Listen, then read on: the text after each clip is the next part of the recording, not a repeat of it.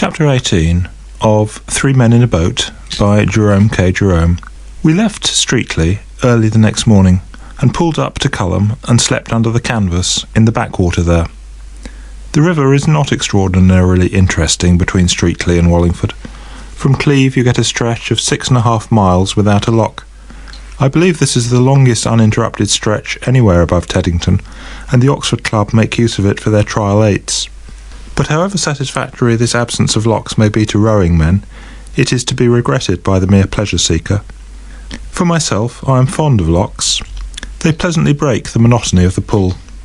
I like sitting in the boat and slowly rising out of the cool depths up into new reaches and fresh views, or sinking down, as it were, out of the world, and then waiting while the gloomy gates creak and the narrow strip of daylight between them widens till the fair smiling river lies full before you, and you push your little boat out from its brief prison onto the welcoming waters once again. They are picturesque little spots, these locks.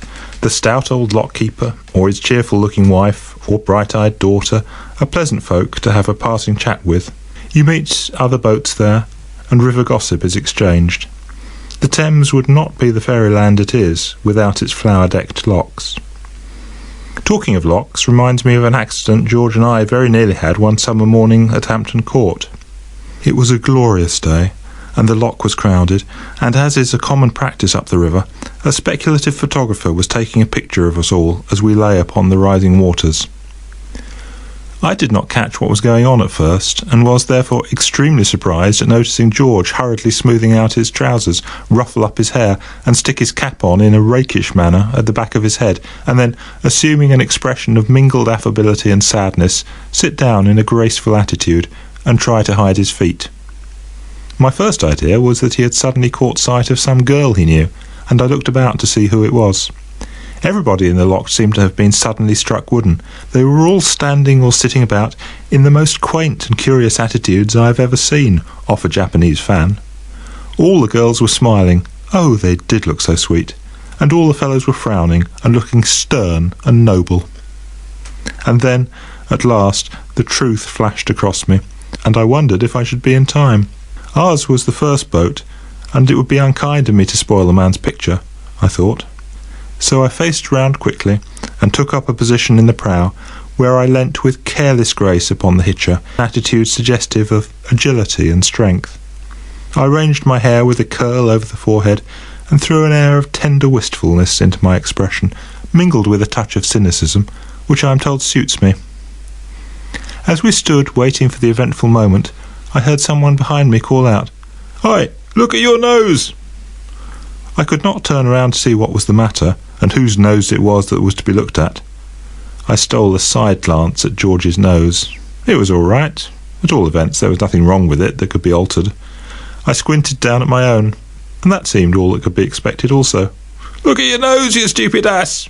came the same voice again, louder. And then another voice cried, "Push your nose out, can't you? You two with the dog." Neither George nor I dared to turn round. The man's hand was on the cap, and the picture might be taken any moment. Was it us they were calling to? What was the matter with our noses? Why were they to be pushed out? But now the whole lock started yelling, and the stentorian voice from the back shouted, "Look at your boat, sir! You, in the red and black caps! It's your 2 corpses that will get taken in that photo, if you ain't quick." We looked then, and saw that the nose of our boat had got fixed under the woodwork of the lock, while the incoming water was rising all around it, and tilting it up. In another moment we should be over. Quick as thought, we each seized an oar, and a vigorous blow against the side of the lock with the butt ends released the boat, and sent us sprawling on our backs. We did not come out well in that photograph, George and I. Of course, as was to be expected, our luck ordained it, that the man should set his wretched machine in motion at the precise moment that we were both lying on our backs, with a wild expression of "Where am I?" and "What is it?" on our faces, and our 4 feet waving madly in the air. Our feet were undoubtedly the leading article in that photograph. Indeed, very little else was to be seen. They filled up the foreground entirely. Behind them you caught glimpses of the other boats, and bits of the surrounding scenery, but everything and everybody else in the loch looked so utterly insignificant and paltry compared with our feet, that all the other people felt quite ashamed of themselves and refused to subscribe to the picture. The owner of one steam launch, who had bespoke 6 copies, rescinded the order on seeing the negative. He said he would take them if anybody could show him his launch, but nobody could. It was somewhere behind George's right foot. There was a good deal of unpleasantness over the business. Take a dozen copies each, seeing that the photo was about 9/10 us, but we declined. We said we had no objection to being photoed full length, but we preferred being taken the right way up. Wallingford, 6 miles above Streatley, is a very ancient town and has been an active centre for the making of English history. It was a rude, mud-built town in the time of the Britons, who squatted there until the Roman legions evicted them and replaced their clay-baked walls by mighty fortifications, the trace of which time has not yet succeeded in sweeping away, so well these old-world masons knew how to build. But time, though he halted at Roman walls, soon crumbled Romans to dust, and on the ground in later years fought savage Saxons and huge Danes until the Normans came. It was a walled and fortified town up to the time of the Parliamentary War, when it suffered a long and bitter siege from Fairfax. It fell at last, and then the walls were razed. From Wallingford up to Dorchester, the neighbourhood of the river grows more hilly, varied and picturesque. Dorchester stands half a mile from the river. It can be reached by paddling up the Thames, if you have a small boat, but the best way is to leave the river at Day's Lock, and then take a walk across the fields. Dorchester is a delightfully peaceful old place, nestling in stillness and silence and drowsiness. Dorchester, like Wallingford, was a city in ancient British times. It was then called Caerdoran, the city on the water. In more recent times the Romans formed a great camp there, the fortifications surrounding which now seem like low, even hills. In Saxon days it was the capital of Wessex. It is very old, and it was very strong and great once. Now it sits aside from the stirring world, and nods and dreams. Round Clifton Hampton, itself a wonderfully pretty village, old-fashioned, peaceful and dainty with flowers, the river scenery is rich and beautiful.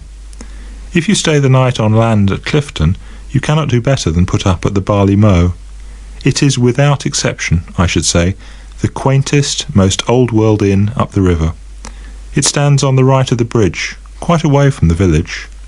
Its low-pitched gables and thatched roof and latticed windows give it quite a storybook appearance, while inside it is even still more once upon a time-ified. It would not be a good place for the heroine of a modern novel to stay at. The heroine of a modern novel is always divinely tall, and she is ever drawing herself up to her full height. At the Barley Mow she would bump her head against the ceiling each time she did this. It would also be a bad house for a drunken man to put up at. There are too many surprises in the way of unexpected steps down into this room and up into that, and as for getting upstairs to his bedroom, or ever finding his bed when he got up, either operation would be an utter impossibility to him. We were up early the next morning, as we wanted to be in Oxford by the afternoon. It is surprising how early one can get up when camping out. One does not yearn for just nearly so much, lying wrapped up in a rug on the boards of a boat with a Gladstone bag for a pillow, as one does in a feather bed. We had finished breakfast and were through Clifton Lock by 8:30. From Clifton to Culham, the river banks are flat, monotonous and uninteresting, but after you get through Culham Lock, the coldest and deepest lock on the river, the landscape improves. At Abingdon, the river passes by the streets. Abingdon is a typical country town of the smaller order, quiet, eminently respectable, clean, and desperately dull. It prides itself on being old, but whether it can compare in this respect with Wallingford and Dorchester seems doubtful. Lived here once, and within what is left of its sanctified walls they brew bitter ale nowadays. In St Nicholas Church at Abingdon there is a monument to John Blackwall and his wife Jane, who both, after leading a happy married life, died on the very same day, August the 21st, 1625, and in St Helen's Church it is recorded that W. Lee, who died in 1637, had in his lifetime issue from his loins 200 lacking but 3. If you work this out, you will find that Mr. W. Lee's family numbered 197. Mr. W. Lee, 5 times Mayor of Abingdon, was, no doubt, a benefactor to his generation, but I hope there are not many of his kind about in this overcrowded 19th century. From Abingdon to Newnham Courtney is a lovely stretch. Newnham Park is well worth a visit. It can be viewed on Tuesdays and Thursdays. The house contains a fine collection of pictures and curiosities, and the grounds are very beautiful. The pool under Sandford Lasher, just behind the lock, is a very good place to drown yourself in. The undercurrent is terribly strong, and if you once get down into it, you are all right. An obelisk marks the spot where 2 men have already been drowned while bathing there, and the steps of the obelisk are generally used as a diving board by young men now who wish to see if the place really is dangerous. Iffley Lock and Mill, a mile before you reach Oxford, is a favourite subject with the river-loving brethren of the brush. The real article, however, is rather disappointing after the pictures. Few things, I have noticed, come quite up to the pictures of them in this world. We passed through Iffley Lock at about 12:30, and then, having tidied up the boat and made all ready for landing, we set to work on our last mile. Between Iffley and Oxford is the most difficult bit of the river I know. You want to be born on that bit of water to understand it. I have been over it a fairish number of times, but I have never been able to get the hang of it. The man who could row a straight course from Oxford to Iffley ought to be able to live comfortably under one roof with his wife, his mother-in-law, his eldest sister, and the old servant who was in the family when he was a baby. First the current drives you onto the right bank, and then onto the left. Then it takes you out into the middle, turns you around 3 times, and carries you upstream again, and always ends by trying to smash you up against a college barge. Of course, as a consequence of this, we got in the way of a good many other boats during the mile, and they in ours, and of course, as a consequence of that, a good deal of bad language occurred. I don't know why it should be, but everybody is always so exceptionally irritable on the river. Little mishaps that you would hardly notice on dry land drive you nearly frantic with rage when they occur on the water. When Harris or George makes an ass of himself on dry land, I smile indulgently. When they behave in a chucklehead way on the river, I use the most blood-curdling language to them. When another boat gets in my way, I feel I want to take an oar and kill all the people in it. The mildest-tempered people, when on land, become violent and bloodthirsty when in a boat.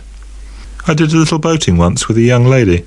She was naturally of the sweetest and gentlest disposition imaginable, but on the river it was quite awful to hear her.